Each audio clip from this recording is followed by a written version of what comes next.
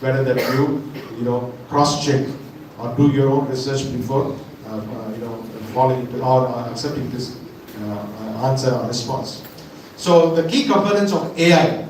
So I told you data is the new oil and data is the lifeblood. So learning from data, it's otherwise also called machine learning, ML. I'll give you later, maybe after this presentation, some of the basic terms and terminologies that we need to know to navigate this world of AI and the latest media and other stuff, especially the AI. So AI improves performance by analyzing patterns, so it's going on patterns, picking the patterns that are defined through algorithms, vast data sets. So it's just processing data sets. It's called tokens. Each data is divided into tokens. So it's all in the computer world. So identifying trends, humans might miss because it's rhythmically programmed, so it can pick out. So they say AI can be a good doctor, diagnostic, because a doctor in his lifetime may see, let's say, 1 lakh patients. If he's a heart specialist, he would have done some 20,000, 30,000 heart surgeries. That is his knowledge base. Or you would have read some 100, 200 books. But AI, when it comes as a global tool, it has the knowledge of all the doctors in the world in the field of cardiology, across all continents, across different races and ages and sexes. So that's so rich, right? So when it has that reference point and looks at people's conditions, it can really pinpoint. At the moment, that's a very promising future in the field of medicine, and the research is going on in that direction as well. So they say Google AI can even just with your retina can tell the history of the body, your health situation. Scanning your iris, it can tell your health condition, your heart, your cholesterol levels, and all these things. So that's how powerful it is going to be, because it has such a potential of the data sets it has within its domain. So reasoning and problem solving is another key component. AI makes complex decisions based on multiple inputs, weighing variables to reach optimal solutions. Adaptability. So it adapts to new information. We saw how people are interacting, and somebody came into that screen on the camera, and it was able to register that information and share. Did something unusual happen? Was the question posed to the phone, the AI? And it said, yes, there was somebody behind you showing bunny's ears or whatever. So ChatGPT processes language naturally. That is called NLP, Natural Language Processing. NLP. It's like conversational language. That is enough. You need not be a computer engineer. You need not be a physician or a physics specialist or a chemistry specialist or nothing of that sort. All that you need to know is to know conversational language to get things done through AI. The basic stuff. So I told you already, advantages of artificial intelligence is enhanced safety and precision, 24/7 availability. It is available 24/7. Superior data processing. We've been processing data all the while, but this is much more superior. Personalized experiences. So how can we watch this fact of personalized experiences? So, for example, it creates tailored recommendations on Netflix. When you watch YouTube, if you look at only cooking shows, it automatically dishes out only those kind of things, because that's how algorithm is reading what you're seeing. It's constantly gathering information of where your eyes are focusing, how long you're looking at this information, how long you've watched, what was your previous week's interests. It puts together everything and curates a playlist for you constantly. Why? Only then you will keep looking at it. If I am interested in cooking, or if I am interested in let's say cars, new kind of cars and technologies, if I am showing you all flower shows and all these things, are you going to be interested? You're going to throw the phone and go. Because why? The corporates want you to be glued to your screen. Only then they can make money. Only then they can harvest information from you. So all your records, everything is there for their benefit, commercialization. So personal experience is another thing I told you. So as I told you, AI in healthcare is one of the promising future. Robotic surgery revolution, medical imaging analysis is another thing, accelerated drug discovery. So I think AI played a very great role in the way COVID vaccines were developed.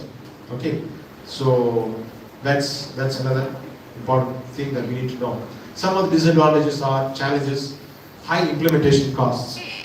You know, some time back, maybe let's say 5-6 months ago, Sam Altman of the Open AI forum, the company, he said, please don't torture the AI by saying please and thank you, good morning, good afternoon, because we're wasting so much energy costs. That's garbage to it. You don't need that words because that's natural for us, because it is natural language processing. Please generate an image of, let's say, parota. Right, please. So that literally came in the news, you can just look it up.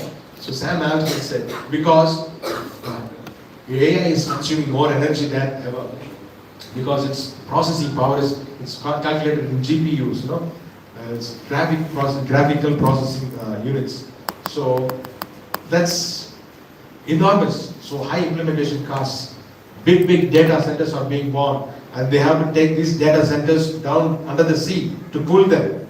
Otherwise, they have to spend money for AC. So on another side, we are having this kind of disadvantages. Job placements. That's a big question about what are the jobs that we're going to lose. So that's a big discussion going on. And limited emotional intelligence. First of all, doesn't have any emotions. Leave alone the intelligence part of it, emotional part of it. Okay, so it lacks real human creativity. You cannot replace us at the moment. And bias and privacy concerns. Why biased? Because biased human beings are putting the content there. Initially, there was a racial bias, because when only certain kind of races were represented when generating images. If we wanted them to generate, if we wanted AI to generate certain image, it was only churning out results of only one particular race or language. So that was a big problem in the initial stages, but now slowly things are put in proper place. So real, for example, AI bias and ethical concerns are, the training data itself is biased, inadequate representation. So that's a problem. Echo chamber effects. So this is another important word, echo chamber.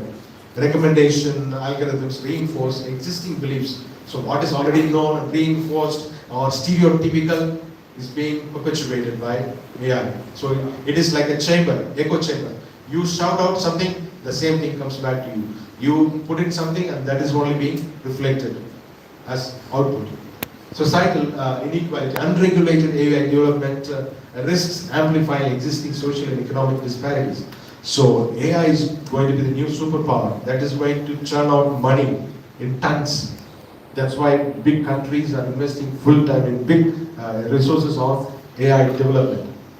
Because already the society has tasted its benefits, its, you know, the glamour of AI.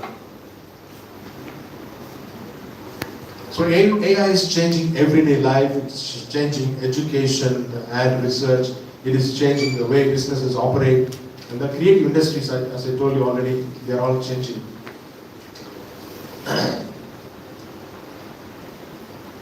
So some of the AI tools we all know, Gemini, Google, that's from Google, ChatGPT is another AI, Claude is another AI, DeepSeek from China, I told you.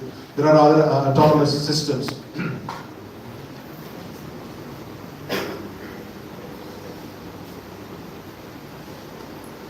So, how to balance AI's promises and risks? So we can look at from the perspective of enhanced quality of life, careful oversight, you know, embrace lifelong learning. That's why we are here learning, investing some time and energy. This one day about, you know, getting to know about what this technology is all about. cultivate human skills. AI cannot replace human skills like creativity, the empathy, critical thinking, and complex problem solving. Organizations should invest in ethical AI frameworks, as I told you already. Solution Congregation is leading in that way by setting in teams and forming frameworks and best practices, etc. Policy development. So policy makers also need to balance regulations that encourage innovation while protecting citizens and workers from potential harms that it can create. We saw in the news of the person committing suicide. So, in conclusion of this, in this presentation, AI is here to stay. It's not going to, anytime disappear. So, it's shaping the way we communicate, the way we learn, the way we entertain ourselves, etc. So, responsible, transformative power is one thing that we need to know. The responsible understanding, what AI is and what it is not. We need to be very clear about that. You cannot just take for granted that everybody knows everything. At least we must be knowledgeable and we must be educators. We need to give that, knowledge to others, share that knowledge. So, with this presentation over, we'll move on to the next one. I'll share with you some